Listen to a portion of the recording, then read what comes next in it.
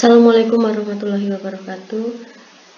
Selamat datang di Google Classroom, kelas yang menggantikan kelas tatap muka kita pada masa pandemi COVID-19. Anak-anak, gimana kabar hari ini? Tentunya sehat, bukan? Ya, kali ini kita akan mempelajari tentang transformasi geometri, subtopik translasi. Di translasi yang akan kita pelajari pertama adalah translasi titik terhadap sebuah vektor tertentu. Kita tahu bahwa translasi itu adalah sebuah pergeseran, ya. Sebuah titik nanti akan digeser sejauh sumbu X sekaligus sumbu Y. Agar lebih jelas, kita ikuti ilustrasi berikut ini. Yang pertama kita gambar atau kita buat itu adalah sebuah titik. Ya, saya akan membuat sebuah titik. Titik itu misalnya ada di 3,4 ya. Jadi ini adalah sebuah titik A. Titik A ini koordinatnya adalah saya akan munculkan koordinatnya adalah 3,4. Kemudian titik A ini nanti kita akan translasi terhadap sebuah vektor. Sekarang kita buat vektornya. Vektor ini adalah sebuah besaran yang mempunyai panjang dan arah. Nah, kita buat misalnya pangkal vektornya ada di sembarang titik ya, misalnya ada di sini. Ini pangkal vektor, kemudian ujung vektornya itu saya letakkan di titik ini.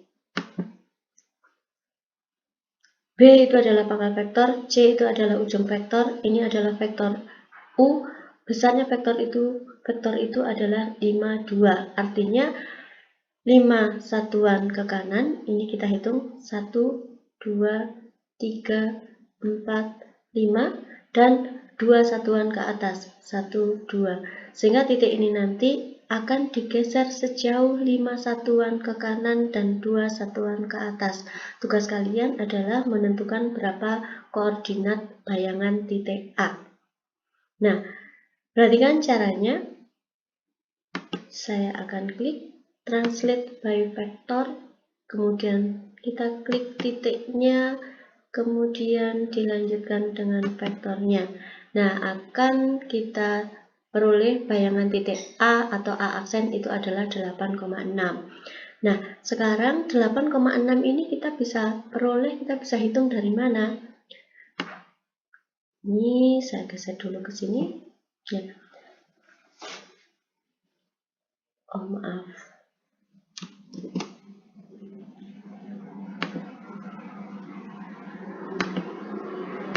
Vektor U saya letakkan di sini. Vektor U itu adalah 52. Ya. Jadi, kalau ada titik A 3,4, kemudian digeser sejauh 52, artinya digeser sejauh 5 satuan ke kanan karena searah sumbu X dan 2 satuan ke atas karena searah dengan sumbu Y, maka akan kita peroleh bayangan titik itu ada di 8,6. 8 ini kita tahu diperoleh dari ini, X semula adalah 3, karena digeser 5 satuan berarti 3 ditambah 5, dan Y aksen yang sama dengan 6 ini diperoleh dari X semula adalah 4, digeser 2 satuan ke atas, berarti 4 ditambah 2 sama dengan 6. Sehingga bisa kita tuliskan hasil dari translasi itu adalah semula titik A ini mempunyai koordinat 3,4. Kemudian akan digeser sejauh vektornya adalah 52, sehingga akan menyebabkan ada bayangan dari A, yaitu A aksen, yang koordinatnya diperoleh dari semula X-nya adalah 3 ditambah dengan 5 dan Y-nya semula 4 ditambah dengan 2. Atau kita akan peroleh bayangan titik A atau A aksen mempunyai koordinat 8,6.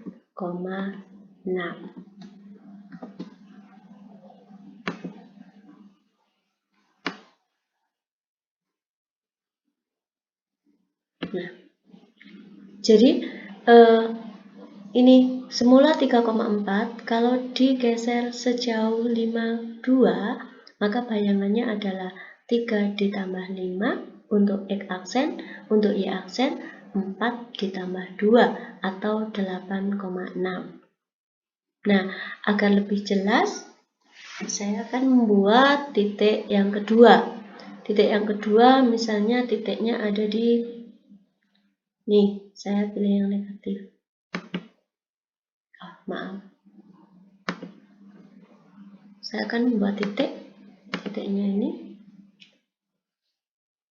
Nih, misalnya titik D itu adalah koordinatnya akan saya munculkan.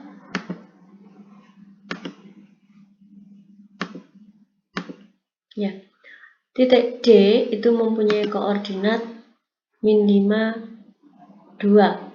Kalau titik D ini akan ditranslasi sebesar vektor ini atau ditranslasi terhadap vektor ini, maka hasilnya atau bayangan titik D ada di mana?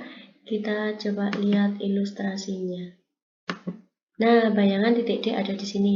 Koordinat bayangan titik D itu adalah 0,4. Nah, sekarang 0 diperoleh dari mana? Ya, semula min 5 digeser 5 satuan ke kanan, berarti min 5 ditambah 5 adalah 0. Dan semula 2 digeser sejauh 2 satuan ke kanan, sehingga bayangannya menjadi 4. 2 ditambah 2. Dan kita bisa tuliskan dalam bentuk hasilnya seperti ini. Koordinat titik D yang semula adalah min 5,3 yang akan digeser sejauh vektor U yaitu 5,2 mempunyai bayangan titik D aksen. D aksen itu diperoleh dari semula min 5 ditambah dengan 5, kemudian Y-nya semula 2 ditambah dengan 2. Sehingga bisa kita tulis koordinat D aksen itu adalah 0,4.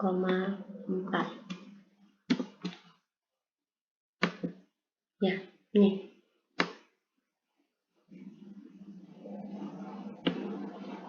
Gimana anak-anak? Ada gambaran bagaimana translasi sebuah titik terhadap suatu vektor?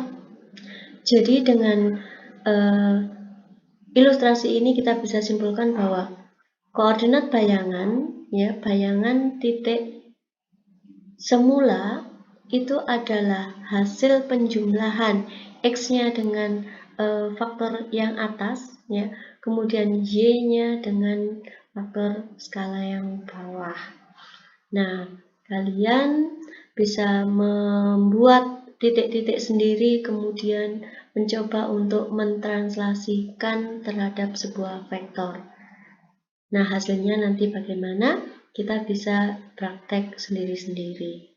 Demikian ilustrasi yang bisa saya berikan untuk saat ini. Kalau ada pertanyaan, kita bisa diskusi di forum di kelas Google Classroom. Terima kasih atas perhatiannya. Salam sukses.